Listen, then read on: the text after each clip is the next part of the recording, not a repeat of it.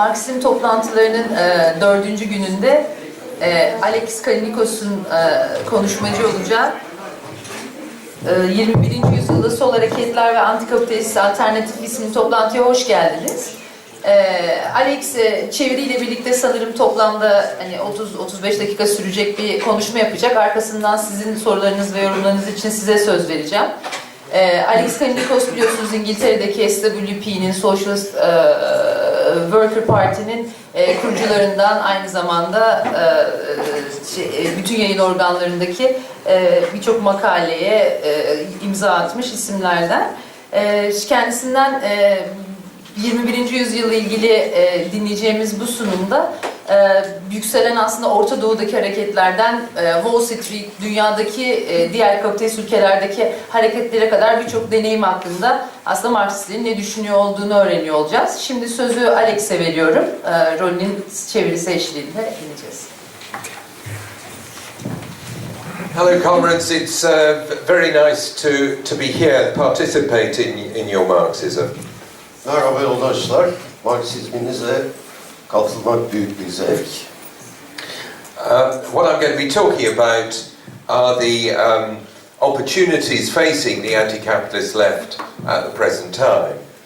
Konuşmamın konusu antikapitalist solun şu durumdaki önündeki fırsatlar olacak. Now, in a general historic sense, it's a situation where the opportunities are very large. Genel tarihsel bir anlamda önümüzdeki fırsatların çok büyük olduğu bir dönemdeyiz. In the first place, the economic crisis that developed first in the United States in 2007, nearly 7 years ago, isn't over. Birincisi, Batı dünyasında, başta Amerika olmak üzere, 2007'de patlak veren ekonomik kriz 7 yıl oldu, hala devam ediyor. It's because of the complicated and uneven way in which capitalism develops. It may not be affecting Turkey so directly, but nevertheless, what it represents is a profound crisis of the whole system. Kapitalizmin gelişmesinin karmaşık ve eşitsiz olması nedeniyle bu kriz Türkiye'de çok hissedilmiyor olabilir ama kapitalist dünyanın bütünü için derin bir kriz olduğunu gözden kaçırmamak gerek. And without going into detail, the difficulties that the ruling classes of the US and Western Europe find in trying to overcome the crisis creates the basis for presenting and arguing for alternatives, not just to neoliberalism, but also to capitalism. Çok ayrıntısına girmek istemiyorum ama Amerikan ve Avrupa egemen sınıflarının bu krizi aşmak için içine girdikleri çabalar ve başarısızlıkları sadece neoliberalizmin değil, kapitalizmin de karşısına bir alternatif çıkarmanın gereğini önümüze koyuyor.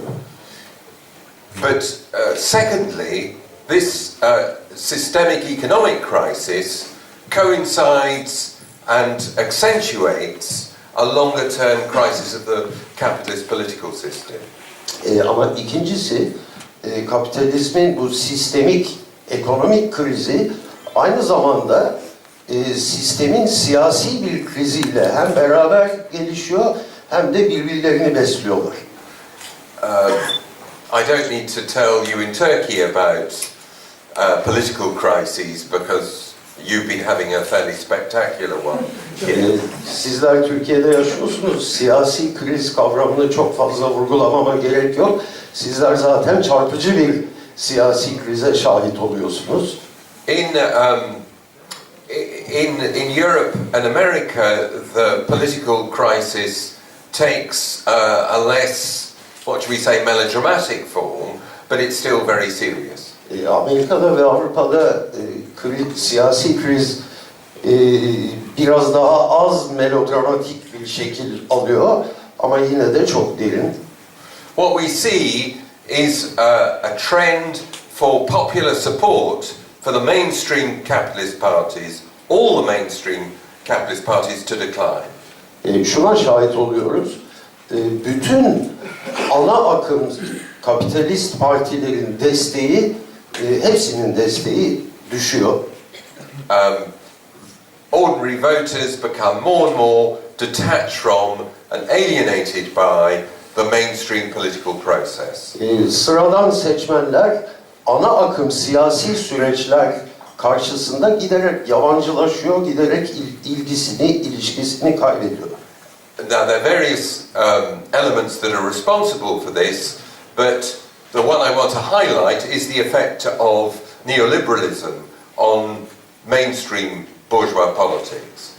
Bunun çeşitli nedenleri var ama benim vurgulamak istediğim neden seçmenin ana akım neoliberal politikalarla arasındaki mesafenin büyüyor olması.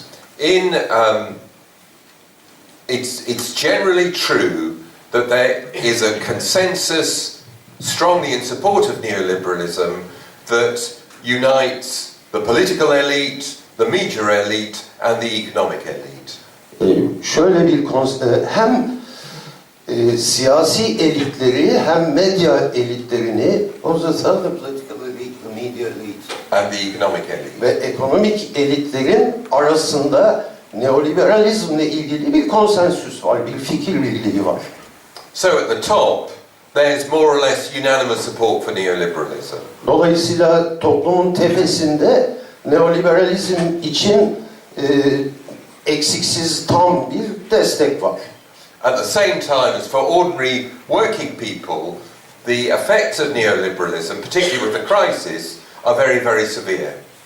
Öte yandan toplumun geri kalanı için neoliberalizmin etkileri çok ezici ve çarpıcı. And yet, when voters want to express their opposition to neoliberalism and its effects, they can't find a mainstream party that will articulate that opposition. Oysa neoliberalizmden etkilenen seçmen bu muhalefetini, neoliberalizme muhalefetini seçimlerde ifade etmek istediği zaman ana akım partiler arasında oy vereceği bir parti bulamıyor. Whether you vote for conservative parties or social democratic parties, they all accept neoliberalism. Muhafazakar partilerde olsa, sosyal demokrat partilerde olsa hepsi neoliberalizmi kabullenen partiler. And this explains why it's generally true in Western countries that fewer and fewer voters participate in elections. Bu nedenledir ki çoğu Batı ülkesinde seçimlere katılım oranları düşüyor. Sometimes the extent of popular disaffection can threaten the capitalist party system with collapse. Bazı durumlarda bu durum kapitalist seçim sistemlerinin çöküşüne yol açabilecek duruma geliyor. This is what has almost happened in Greece in the past few years. Yunanistan'da geçtiğimiz birkaç yılda olan aşağı yukarı böyle bir şey. One of the two main parties of Greek capitalism, PASOK, the Social Democratic Party, has suffered an almost complete collapse in support. Yunan kapitalizminin iki ana partisinden biri Sosyal Demokrat PASOK Partisi geçtiğimiz yıllarda oylarını hemen hemen tümüyle kaybetti. In 1989 it got, I think, 45% of the vote. In the opinion polls now it's about 5% of the vote. 1989'da aşağı yukarı %45 oy almışken şu anki kamuoyu yoklamalarında oy oranı %5 gibi görünüyor. This is a direct punishment for the role it played in initiating the austerity policies that have devastated the lives of ordinary working people in Greece. Bu durum, yani oylarının bu kadar düşmüş olması Yunanistan'daki sıradan insanların hayatlarını mahveden kemer sıkma politikalarına bu partinin verdiği katkıdan kaynaklanıyor. But even when it doesn't take as a dramatic form as it has in Greece, you see the main capitalist parties losing popular support.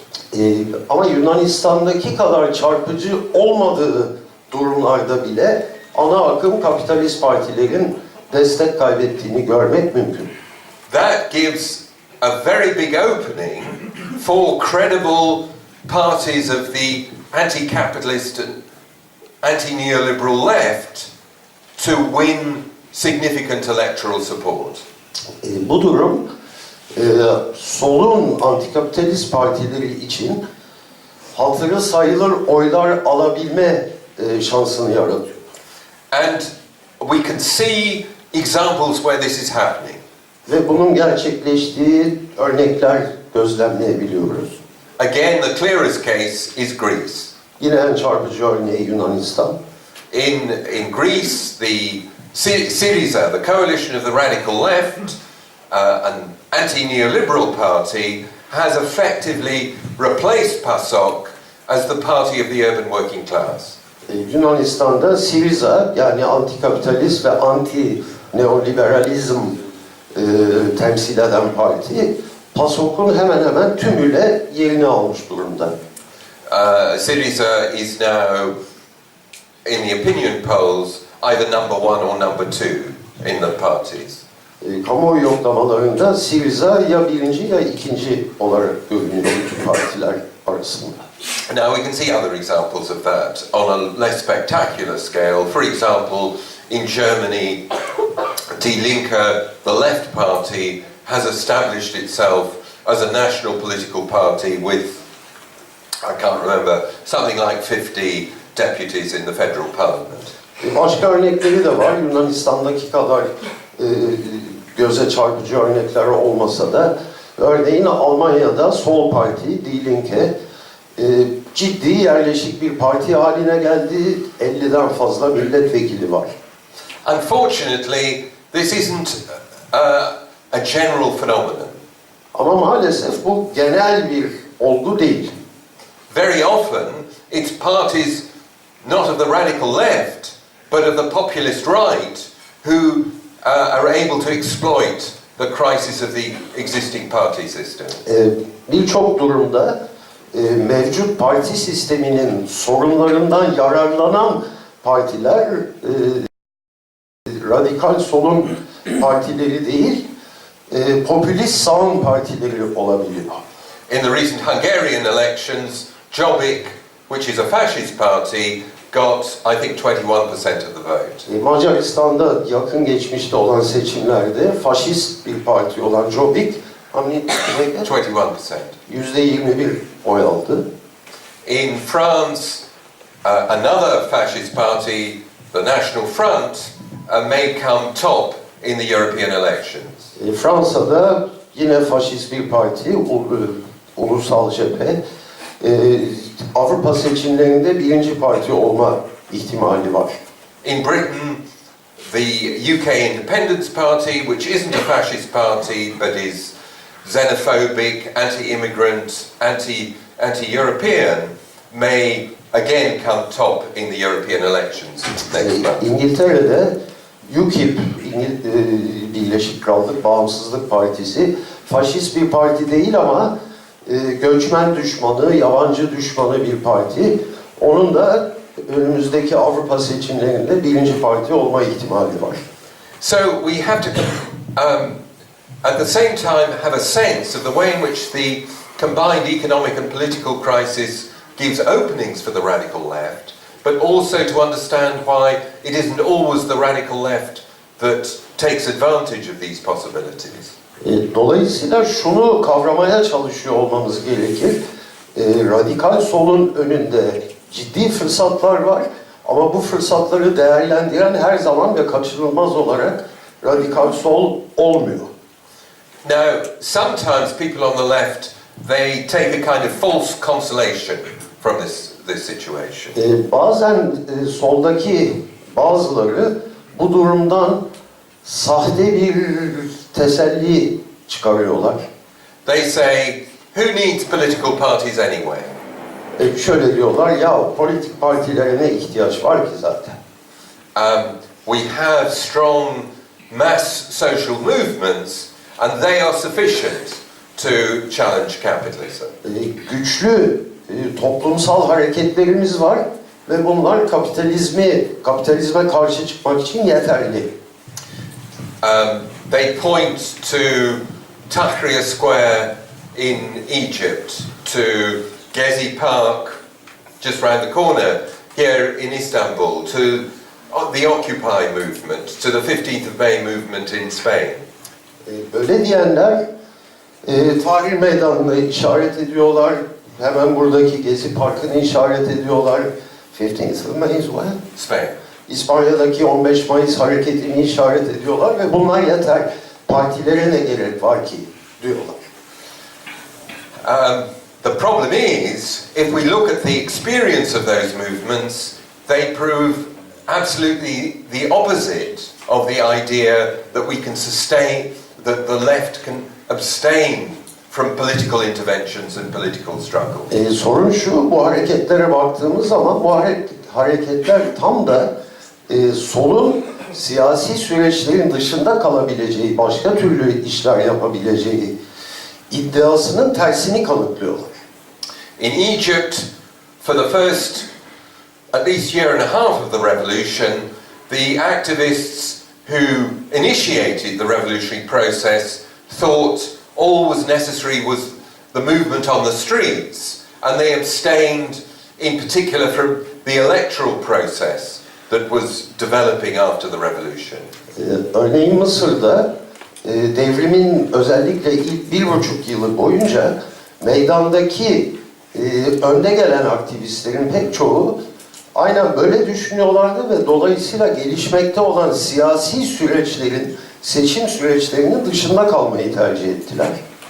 And what happened was that first one party came to office on the back of the revolution and then betrayed it, the Muslim Brotherhood.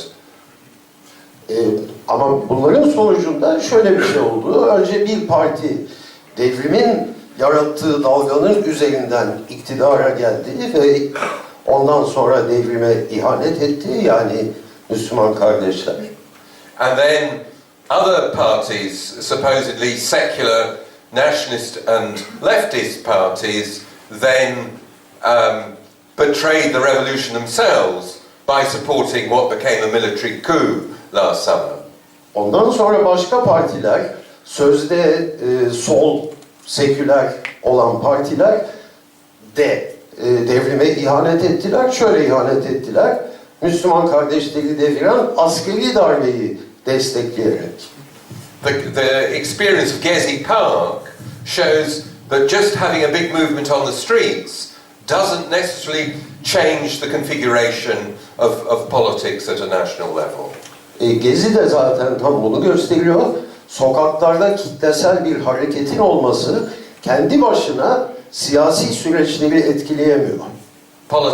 The crisis that you've had here has been essentially a crisis involving bitter struggles among different factions of the bourgeoisie, in which the masses have largely played a passive role. Buradaki krizde gözlemleyebileceğimiz şu: burjuvazinin çeşitli kesimleri arasında çarpıcı ve sıcak bir mücadele yaşanırken kitleler büyük ölçüde bunun dışında kalıyor. So we can't say it doesn't matter if the left doesn't have a voice in national politics because the movements will save us. Yani şunu söyleyemeyiz: solun siyaset sahnesinde bir sesinin olmaması önemli değildir, yeter ki sokaklarda kitlesel bir hareket olsun. On the contrary, for the movements to be successful, they need to find expression in a political force that can begin to present an anti-capitalist alternative to the masses. Aksine o kitlelerin antikapitalist bir ses çıkarabilecek olan siyasi bir forma, bir biçime ihtiyacı var. And even if the overthrow of capitalism will require a revolution, the development of that political force requires an intervention in electoral politics.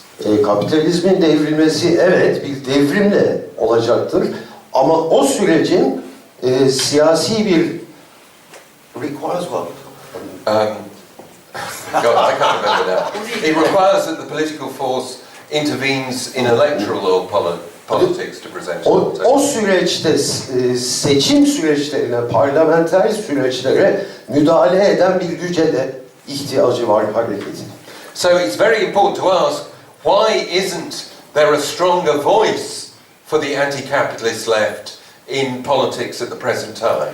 Dolayısıyla şu soruyu sormak önem kazanıyor. Antikapitalist solun niye siyasi bir sesi yok şu anki siyasi süreçlerde? And I think there can be all sorts of specific reasons, but the general explanation is that the economic class struggle hasn't risen to the level that's necessary to respond to the crisis, in order to respond to the crisis. Bu sorunun çeşitli belli ülkelerde farklı cevapları olabilir ama temel cevap ekonomik krizin the political process hasn't risen to the economic. No, the economic class struggle. Shall I repeat it? It's very important you get this right. This is the key point, really. Right. So get it the right way round. The economic class struggle hasn't risen to the kind of level that is demanded by the scale of the crisis. Okay. Ekonomi düzeyindeki sınıf mücadelesi siyasi krizin gerektirdiği düzeye ulaşabilmiş değil henüz. So we've seen a number of important strikes in different countries, but what we haven't seen is a sustained rise in the level of workers' struggles while workers begin to move on to the offensive. Yani çeşitli ülkelerde ciddi grev hareketleri görüldü ama işçi hareketinin siyasi düzeye müdahale edecek bir mücadele dalgası yaratmış olmadığı belli. On the whole, workers' resistance remains exactly that resistance. It remains defensive and relatively fragmented. Genel olarak işçi sınıfının direnişi işte tam da öyle direniş düzeyinde kalıyor. Henüz daha saldırı düzeyine gelebilmiş değil. And this means it's much harder for alternative political perspectives on the left to test themselves in practice. Bu da şu anlama geliyor, soldaki çeşitli görüşlerin pratikte sınanması, eyleme geçirilmesi daha zor şu dönemde. I mean, I have a critique of the people who think the movement is sufficient, but I don't represent a politics which is so much more successful that practice has shown that my critique is right. Hareket yeterlidir diyen insanları ben eleştiriyorum ama şöyle bir sorunum var. Benim temsil ettiğim yaklaşım pratikte uygulanmış ve çok daha başarılı olmuş. Dolayısıyla eleştirinin haklı olduğu kolayca görülen bir durumda da değilim. And also, the higher the level of class struggle, the more credible it is to talk about collective solutions. Bir de sınıf mücadelesi ne kadar yüksek bir düzeyde olursa kolektif çözümlerden söz etmek o kadar daha kolay olurdu. When workers are exercising their collective power, the idea of a socialist society ceases to be an abstraction and becomes something whose reality you can see in embryo. İşçilerin kolektif mücadele içinde oldukları durumlarda sosyalizmden, kolektif bir toplumdan söz etmek afaki olmaktan çıkıyor, nüve olarak işaret edebileceğimiz somut bir hale geliyor. And therefore, again, Greece is an interesting example. Yunanistan yine bu durumda da ilginç bir örnek. Because in Greece you've had the biggest breakthrough for the radical left. Yunanistan'da radikal solun en ileri atıldığı örneği görüyoruz. But in Greece also you've had the most intense worker struggles against austerity. Ama tabii Yunanistan ayrıca kemer sıkma politikalarına karşı en ciddi işçi mücadelelerinin gözlemlendiği ülke. That I think is the crucial reason that explains the fact that it has been Syriza that has broken through in a way that we haven't seen elsewhere in Europe. Başka yerde değil de Yunanistan'da Syriza gibi bir çıkışın gerçekleşebilmesinin nedeni tam da bu işçi sınıfının mücadelesi. In the absence of a high level of class struggle, you can have, rather than the left advancing, the left retreating and fragmenting. İşçi sınıfının ileri atılmadığı, sınıf mücadelesinin yükselmediği durumlarda solun büyümesi bir yana dursun, parçalandığı durumlara da şahit olabiliyoruz. In the last 2 years, the two biggest organisations of the European revolutionary left, the Socialist Workers' Party in Britain and the new anti-capitalist party in France, have both suffered severe internal crises and splits. Örneğin geçtiğimiz 2 yıl içinde Avrupa Devrimci Solu adlı gruplanmanın en büyük 2 partisi, İngiltere'deki Sosyalist İşçi Partisi ve Fransa'daki yeni antikapitalist parti çok ciddi iç krizler ve bazı bölünmeler yaşadılar. Particularly in Britain, they're very particular precipitating factors for these crises, but there's a pattern of crisis which I think reflects the absence of a strong forward advance by the workers' movement in the past few years. Özellikle İngiltere'deki durumda partinin yaşadığı krizlerin bazı özel ve belirli nedenleri var. Ama yine de genel olarak işçi sınıfı hareketinin ileri atılıyor olmamasının bu krizlerin temel nedeni olduğunu düşünüyorum. Now, I talk about the difficulties not because I think we should, in a fatalistic way, surrender to those difficulties. Bu sorunlardan söz etmemin nedeni bu sorunlara kötümser bir ruh hali içinde teslim olmamızı düşündüğüm için anlatmıyorum bunları. So, but because it's very important that revolutionaries are honest with themselves and honest about the difficulties that they face at any time. Şu nedenle anlatıyorum çünkü devrimcilerin her durumda kendilerine karşı dürüst davranmaları ve önlerindeki fırsatlar hakkında dürüst analizler yapmaları gerektiğini düşünüyorum. The objective possibilities for the development of new left forces still remain very real and very important. Yeni sol güçlerin ortaya çıkması için objektif fırsatlar hala çok büyük ve hala önümüzde duruyor. And I think it's important then to draw and emphasize a couple of lessons. Bu nedenle 2 dersi vurgulamanın önemli olduğuna inanıyorum. In the first place, it's very important to continue to build, as we do here in Turkey, as we do in Britain and so on, revolutionary socialist organizations on a Leninist basis. Birincisi, hem burada Türkiye'de hem İngiltere'de ve başka yerlerde yaptığımız gibi Leninist ilkeler doğrultusunda devrimci partiler inşa etme çabasına devam etmemiz gerektiği. In a few words, the crucial thing about Leninism is building a concentrated and organized force of revolutionaries that acts on a principled basis. Birkaç kelimeyle söylersem Leninizmin temeli şu, bir grup devrimcinin konsantre ve örgütlü bir şekilde bir örgüt kurmaya devam etme çabası. It's all very well to have good principles, but if you can't, on the basis of those principles, bring all your forces together in an organized way to address the priorities of the struggle at any moment, those principles are ineffective. İlkelere sahip olmak iyi güzel ama bu ilkeleri örgütlü ve konsantre bir şekilde gündeme getiremiyor olduğun zaman ilkelerin bir faydası yok. I emphasize this because one conclusion that people draw from, say, the success of Syriza is that all we need is broad left parties. Bunu vurgulamak istiyorum çünkü Syriza'nın başarısından bazılarının çıkardığı sonuç böyle geniş sol partiler olması yeterlidir şeklinde alıyor. But in fact, if you look at what Syriza has done since its electoral breakthrough nearly 2 years ago, it's to move towards the centre and to try and present itself as a respectable party of government.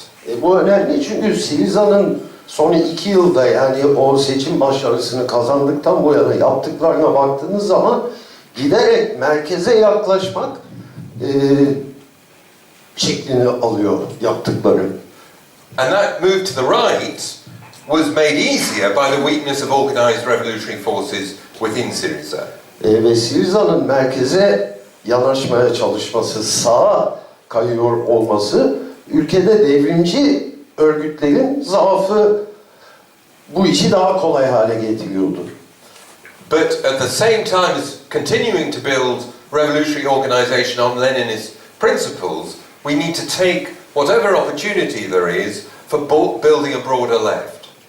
Ama ikincisi de şu, bir yandan Leninist ilkeler temelinde örgütlenmeye devam ederken bir yandan da daha geniş bir sol yaratma fırsatlarına da hep gözümüzün açık olması gerek. In other words, being willing to build broad formations of the left that unite people with different political histories and different theoretical perspectives. Yani farklı teorik perspektifleri olan, farklı geleneklerden gelen çok çeşitli insanları daha geniş bir çerçevede bir araya getirme çabasını da sürdürmek gerek. Nevertheless, uniting on a principled basis in Europe, crucially against neoliberalism and austerity. Ama bu geniş sol birlikteliğinde ilkeli olması gerekir. Örneğin Avrupa'da kemer sıkma politikalarına ve neoliberalizme karşı olmak gibi 2 tane ilkesi olması gerekir. So this is very far from being the moment when revolutionaries should liquidate their principles and organization. Yani şu anda devrimcilerin ilkelerini ve örgütlerini lağvetmeleri gibi bir durumdan çok uzağız. But at the same time, revolutionaries need to be seizing every opportunity that is available to them to work with others to renew the left.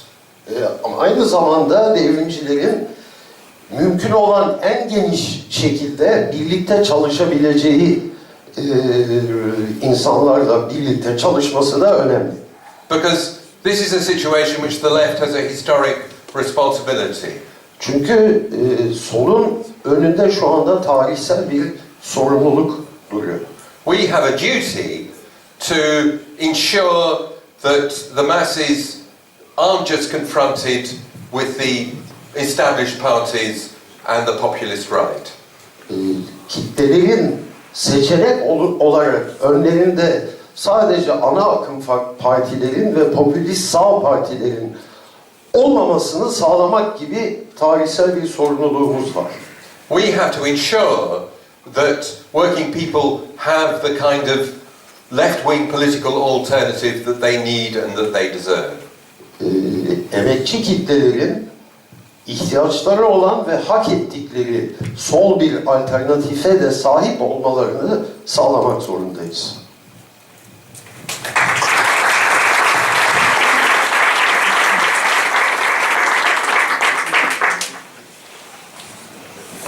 Konuşması için teşekkürler. Şimdi arkadaşlar bir duyurum var.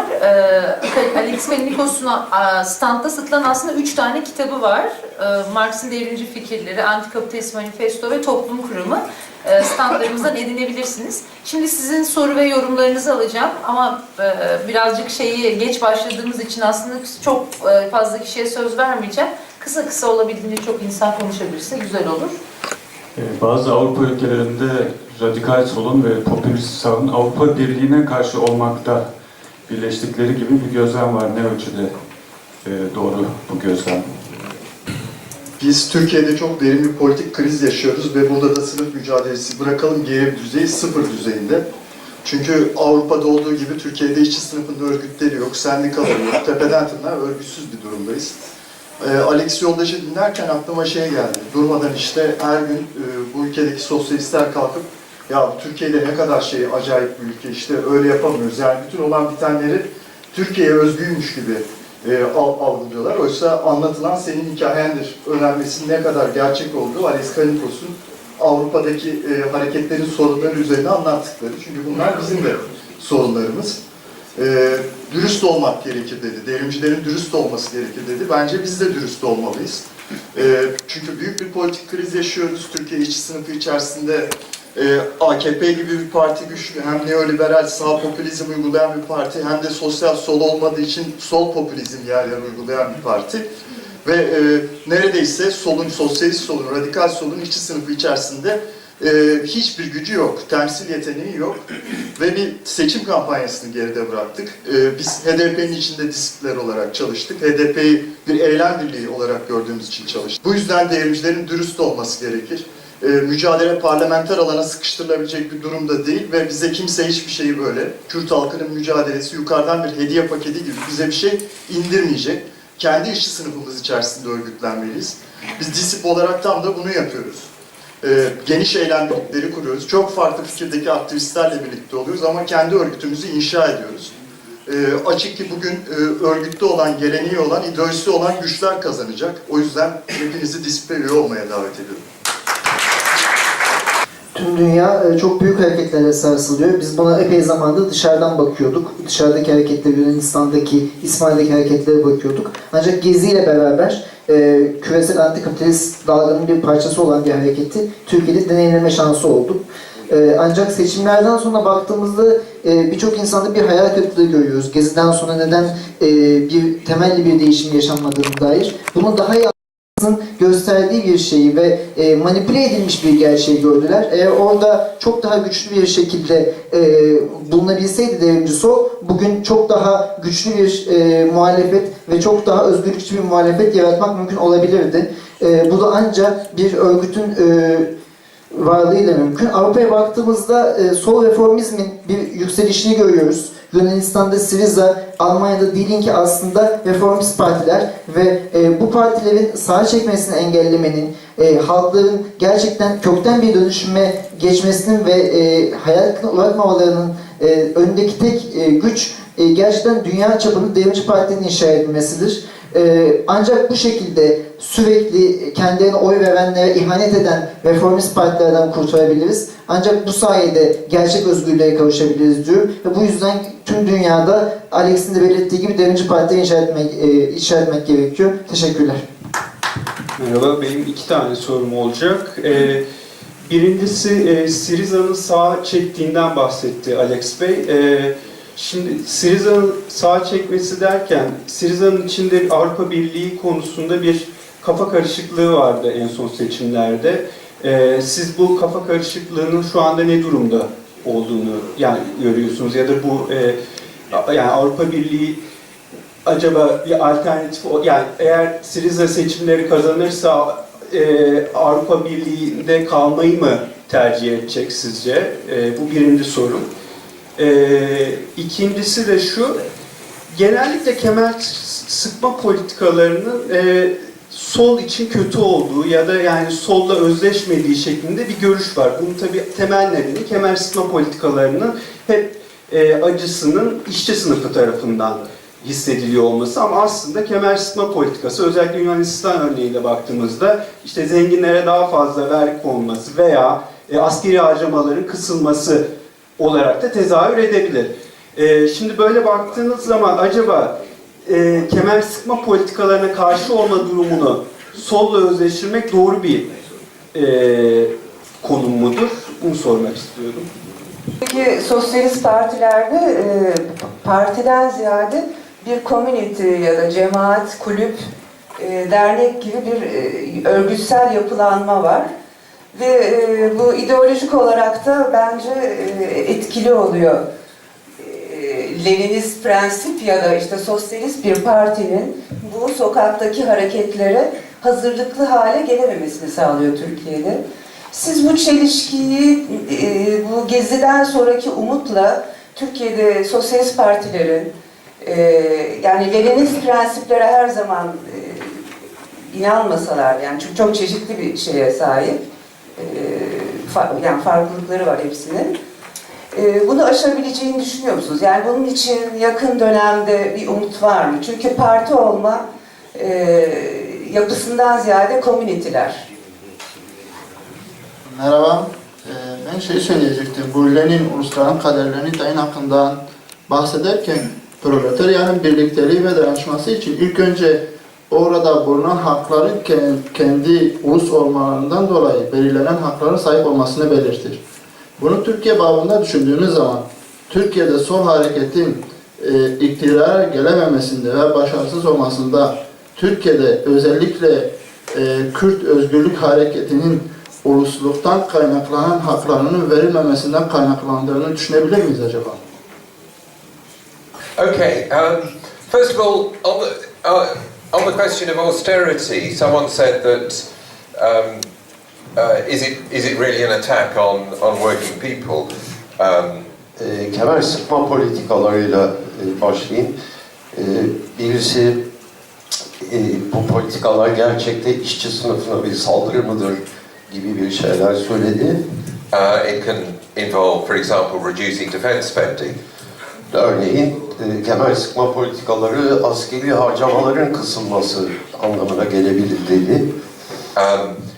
In the first place, in Greece, one of the areas they protected is defence spending.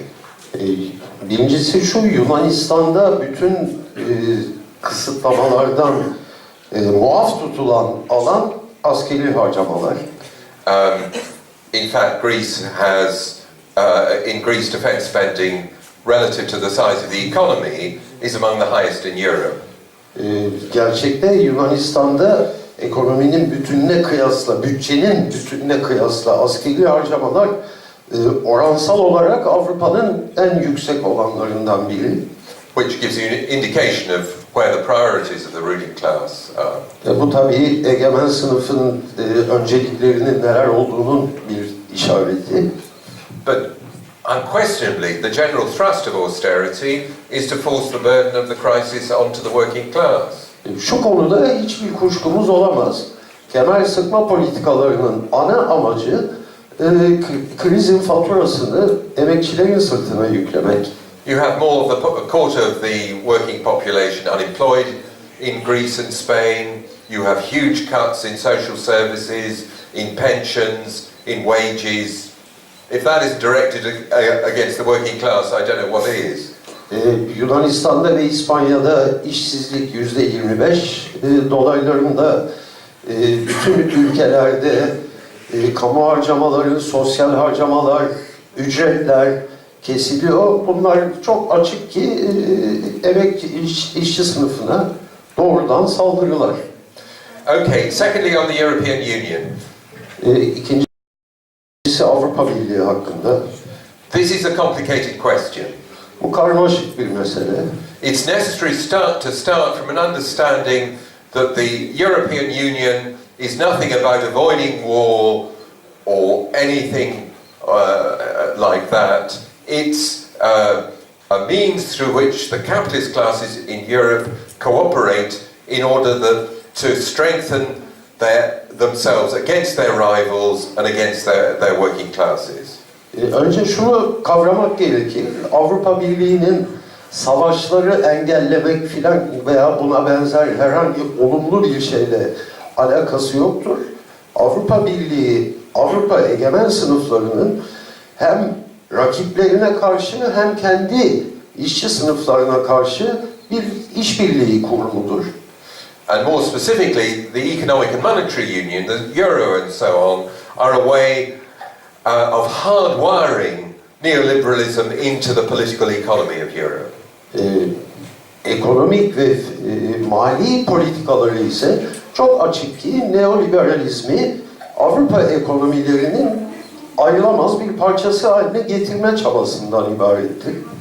So this is the deeper meaning of austerity. The ruling classes say, we've got a choice between preserving the euro and sacrificing, abandoning the euro and sacrificing the working class, particularly of the weaker European economies. Of course, to save the euro will sacrifice the working classes.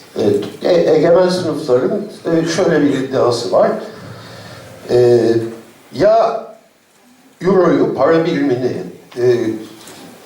kaybedeceğiz, bırakacağız ya da işçi sınıfına saldıracağız ve tabii ki işçi sınıfına saldırıyla sonuçlanıyor bu seçeneğin sonundaki karar. And a key factor in Syriza moving to the right is the fact that Syriza wants to get rid of austerity, but within the framework of the European Union. Syriza'nın sağa kayışındaki temel unsurlardan biri şu, Syriza tabii kemer sıkma politikalarını bırakmak istiyor ama bunu Avrupa Birliği ve kapitalizm çerçevesi içinde yapmak istiyor. But that isn't a deal that's available. Böyle bir seçenek ise yok. So, to remain in the European Union, to keep Greece in the European Union, Syriza has to make compromise after compromise when it comes to austerity. Yani Yunanistan'ı Avrupa Birliği'nin içinde tutmak için Syriza sürekli ard arda kemer sıkma politikaları açısından ödün vermek zorunda kalıyor ve o şekilde sağa kayıyor. So a genuine radical left has to oppose the European Union. Yani gerçek bir radikal sol Avrupa Birliği'ne karşı olmak zorunda. But there's the other side of the problem is they have to oppose the European Union, but on an internationalist rather than a nationalist basis. Ama bu sorunun öbür tarafı şu, Avrupa Birliği'ne milli bir temelde değil, internasyonalist bir temelde karşı çıkmak gerek. But that doesn't always happen. Her zaman da böyle olmuyor. So there's a left electoral coalition in Britain which is standing in the European elections, which the Socialist Workers' Party isn't going to participate in. Örneğin İngiltere'de Avrupa seçimlerine katılacak olan sol bir koalisyon var. Biz buna katılmayacağız. Because this coalition opposes the EU and includes in its opposition, that's not a problem. But part of its opposition to the EU is opposing the free movement of workers, which is one of the basic principles of the EU. Katılmayacağız bu koalisyona çünkü bu koalisyon Avrupa Birliği'ne karşı, güzel, bununla bir sorunumuz yok. Ama karşı olmasının nedenlerinden biri Avrupa Birliği'nde emeğin özgür dolaşımı ilkesi var. Buna karşı çıkıyor bu koalisyon. But this is what the right do. UKIP and so on, they also oppose the free movement of workers. Oysa sağcılar zaten buna karşı çıkıyor. Sağcılar emeğin özgür dolaşımına, yani insanların özgürce sınırları geçip iş aramasına karşı çıkıyor. But we are for the international unity of the working class. We're against national borders. Oysa biz işçi sınıfının uluslararası birliğinden yanayız. Milli sınırlara karşıyız. So we have to oppose the EU on an internationalist basis. Yani Avrupa Birliği'ne internasyonalist bir temelde karşı çıkmak gerekir.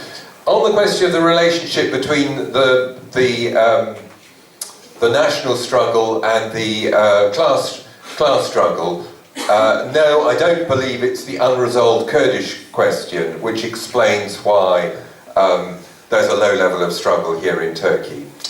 Bir yandan ulusal mücadele, bir yandan sınıf mücadelesi sorusuna gelince, hayır, Türkiye'de sınıf mücadelesinin düşük bir düzeyde olmasının nedeninin Kürt sorununun henüz çözülmemiş olduğunu düşünmüyorum.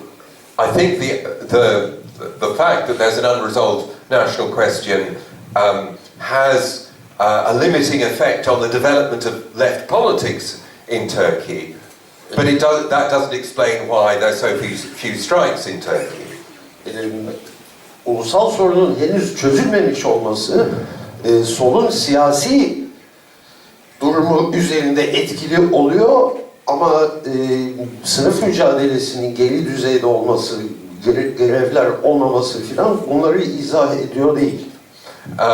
The low level of class struggle is a general phenomenon. It's not just a Turkish phenomenon. Sınıf mücadelesinin düşük düzeyde sürüyor olması Türkiye'ye özgü bir durum değil, daha geniş bir durum.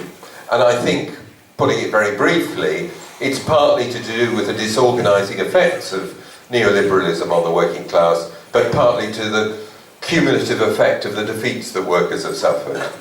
Çok kısaca söylersem bu mücadelenin Türkiye ve daha genelde düşük bir düzeyde olmasının bir nedeni neoliberalizmin örgütsüzlendirici, örgütleri dağıtıcı etkisi, bir nedeni de geçmiş dönemde biriken yenilgiler sonucu gelinmiş olan nokta. But it's crucial that revolutionaries take a principled stand on the question of the national self-determination of oppressed nations. Ama devrimcilerin ulusların kendi kaderini tayin hakkı hakkında ilkeli bir duruşu olması da can alıcı bir öneme sahip. Here that means supporting Kurdish self-determination. Türkiye'de bu Kürtlerin kendi kaderini tayin etme hakkını savunmak anlamına gelir. In Britain, later this year, we'll have a referendum on whether Scotland should become independent. İngiltere'de, yani Britanya'da bu yıl önümüzdeki aylarda İskoçya'nın kendi kaderini tayin hakkı hakkında bir referandum olacak. The SWP will be calling for a vote for independence in that referendum. Bizim partimiz o referandumda bağımsızlıktan yana oy kullanma çağrısı yapacak. Not so much because Scots are oppressed in the way in which the Kurds have been here. İskoçların, Kürtler gibi baskı altında olması nedeniyle değil. But because we put the unity of the working class internationally ahead of preserving the British imperialist state. Şu nedenle, çünkü işçi sınıfının uluslararası düzeyde birlik olması meselesini İngiltere Devleti'nin sınırlarını savunmak gibi bir şeyin çok daha önüne koyduğumuz için. Final point, I want to agree with Chenol about the need for an organization of 10,000 revolutionary activists here in Turkey. Son olarak Şenol'a katılmak istiyorum. Türkiye'de 10.000 kişilik devrimci aktivistten oluşan bir örgüt ihtiyacına ben de katılıyorum. Whether or not it's possible to build a broad left alternative is something that depends on particular conditions that may or may not exist in any situation. Geniş sol bir birliğin kurulabilmesi herhangi bir durumda mümkün olabilir veya olmayabilir. A revolutionary organization is something you can always build. Devrimci bir örgüt ise her zaman inşa edilebilecek bir şey. A revolutionary organization is for all times, all weathers, all seasons. Devrimci bir örgüt her zaman, her mevsim ve her hava koşulu için geçerli bir şey. The stronger the revolutionary organization is, the easier to solve all the other problems. Devrimci örgüt ne kadar güçlüyse diğer sorunları çözmek o kadar kolay oluyor.